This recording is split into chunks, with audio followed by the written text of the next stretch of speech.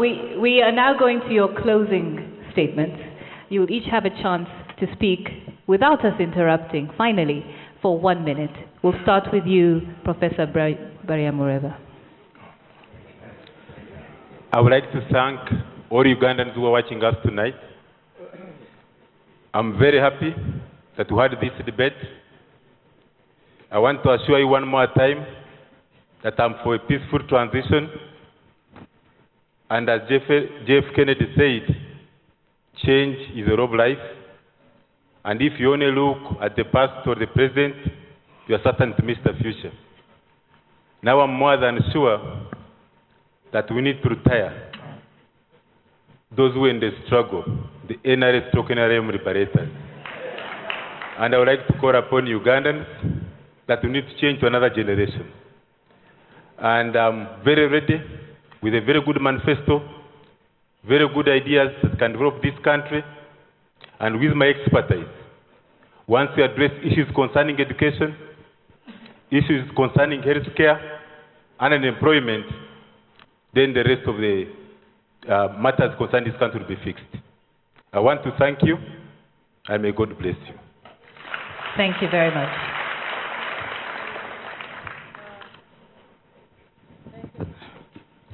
Thank you very much.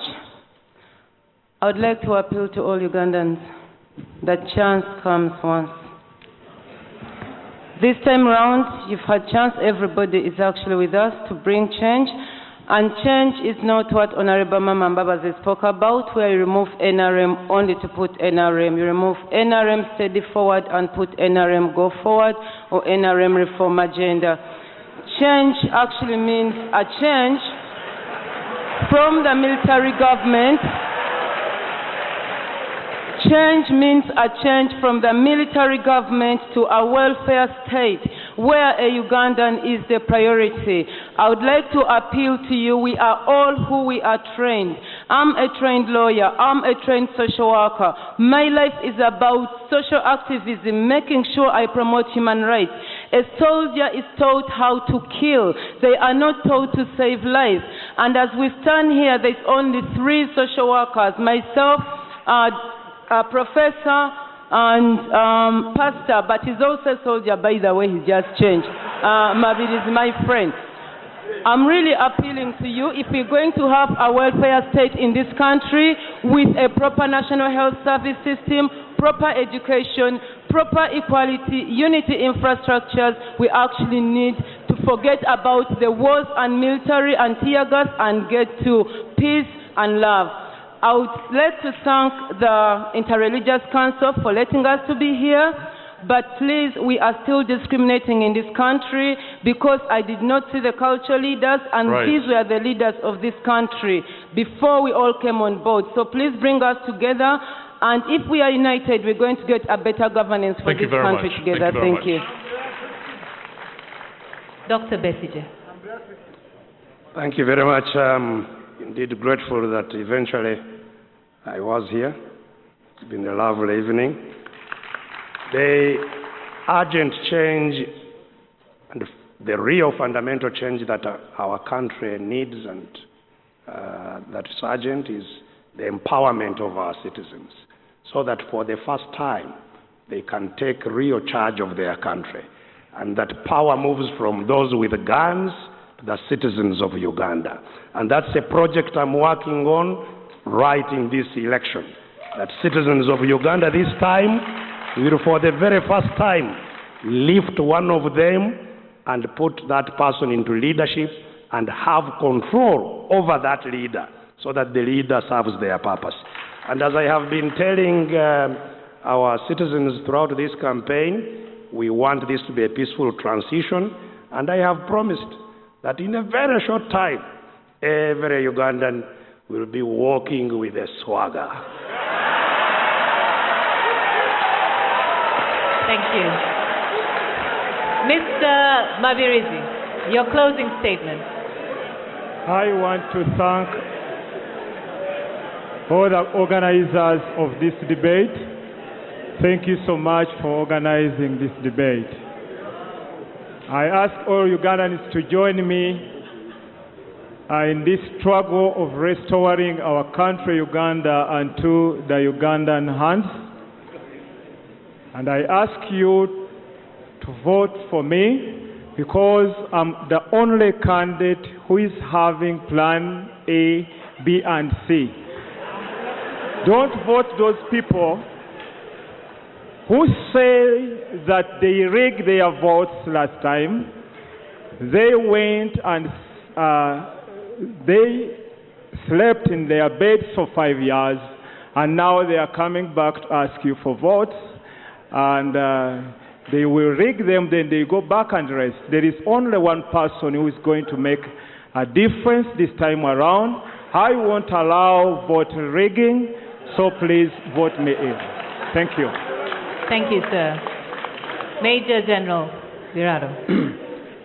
I take this opportunity to thank the organizers and thank all the Ugandans who are seeing this program.